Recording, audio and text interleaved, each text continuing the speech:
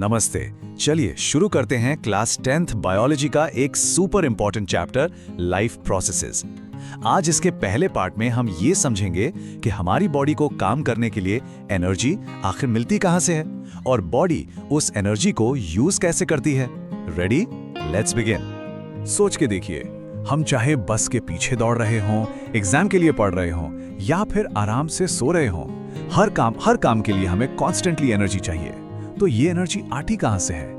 ये सारी एनर्जी हमें मिलती है कुछ खास प्रोसेसेस से जो हमें जिंदा रखते हैं। हमारी बॉडी आसान शब्दों में एक नॉन स्टॉप मशीन की तरह है और इस मशीन को चलाने के लिए कुछ जरूरी फंक्शंस जैसे सांस लेना, खाना डाइजेस्ट करना, ब्लड सर्कुलेशन, ये सब लगातार चलते रहते हैं और इन्हीं सब जरूरी फंक्शंस को हम कहते हैं लाइफ प्रोसेसेस। तो लाइफ प्रोसेसेस की सिंपल सी डेफिनेशन क्या हुई? ये वो सारे प्रोसेसेस हैं जो मिलकर हमारी बॉडी को मेंटेन करते हैं, मतलब उसकी रिपेयर और अपकीप का काम करते हैं। और हाँ, ये मेंटेनेंस का काम 24/7 चलता है, चाहे हम जागें या सोएं। तो सबसे पहला और सबसे बड़ा सवाल, इस मशीन के लिए फ्यूल यानी एनर्जी आती कहां से है? जवाब बहुत सिंपल है, हमारे खाने से। और इस खाने से एनर्जी निकालने के प्रोसेस को ही हम कहते हैं न्यूट्रिशन। अब न्यूट्रिशन को बिल्कुल आसान शब्दों में समझो। ये सिंपली खाना यानी न्यूट्रिएंट्स लेने का और फिर उससे एनर्जी, ग्रोथ और बॉडी के रिपेयर के लिए यूज करने का पूरा प्रोसेस है। सोचो, जैसे एक गाड़ी को चलने के लिए पेट्रोल चाहिए, वैसे ही हमारी बॉडी को चलने के लिए ये फ्यूल यानी न्यूट्रिशन चाहिए। अच्छा, अब एक बात तो साफ है कि हर कोई एक ही तरह से खाना नहीं खाता। इस दुनिया में फूड हासिल करने की दो मेन स्ट्रैटेजीज हैं, दो अलग अलग टीम्स हैं। तो चलिए देखते हैं ये दो टाइप्स ऑफ न्यूट्रिशन कौन से हैं। यहाँ देखिए, दो टीम्स बिल्कुल साफ हैं। पहली टीम है ऑटोट्रॉफिक न्यूट्रिशन। ऑटोट्रॉफिक यानी सेल्फ नरिशिंग।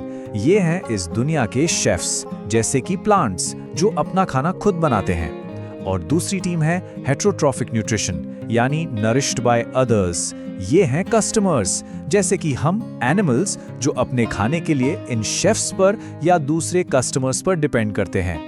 तो चलिए पहले मिलते हैं अपने इन प्लांट शेफ से यानी ऑटोट्रोफ से और देखते हैं कि ये अपना खाना कैसे बनाते हैं।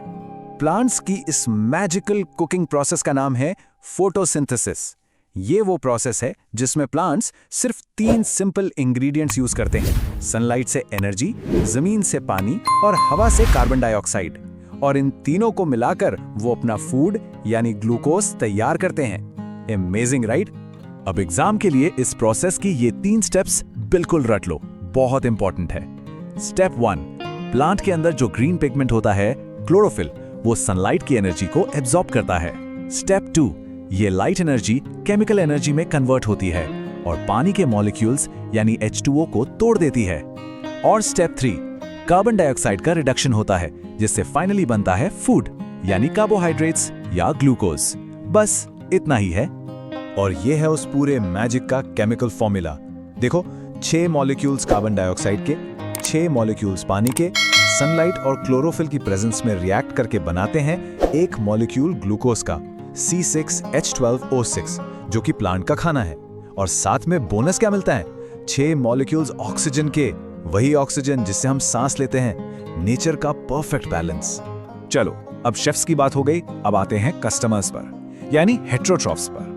इस टीम में हम सब हैं और हम पूरी तरह से दूसरों पर डिपेंडेंट हैं अपने फूड के लिए। लेकिन कस्टमर्स भी अलग अलग टाइप के होते हैं। इस फ्लो चार्ट में देखो, हेटेरोट्रॉफिक न्यूट्रिशन के 3 मेन टाइप्स हैं।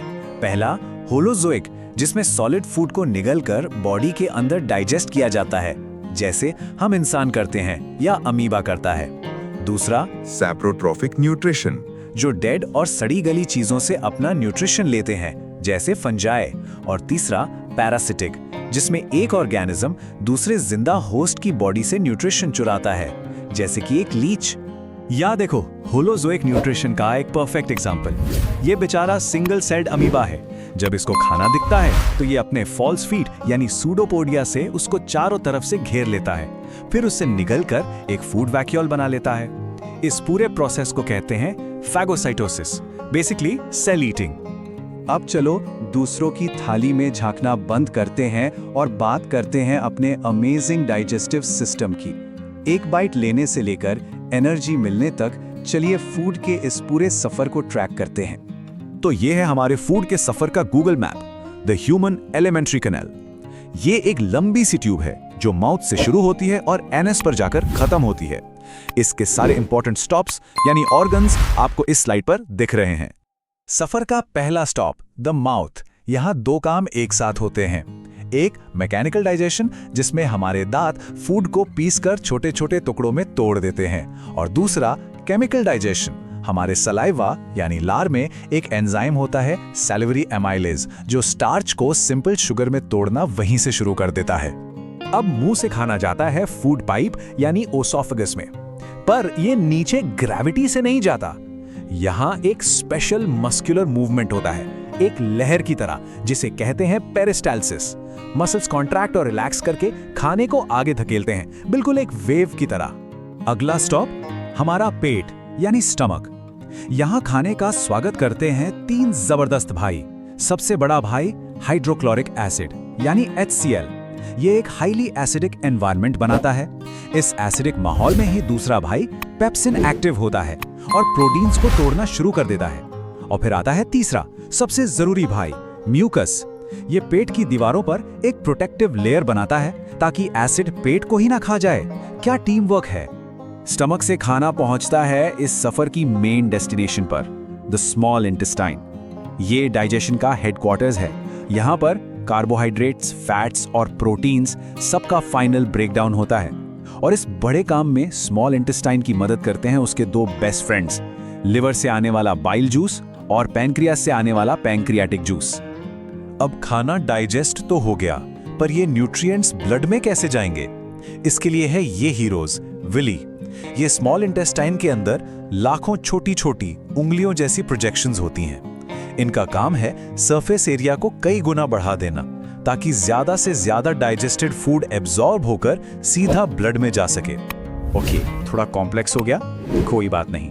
इस पूरे प्रोसेस को रिवाइज करने के लिए ये फ्लो चार्ट आपके लिए एक परफेक्ट चीट शीट है।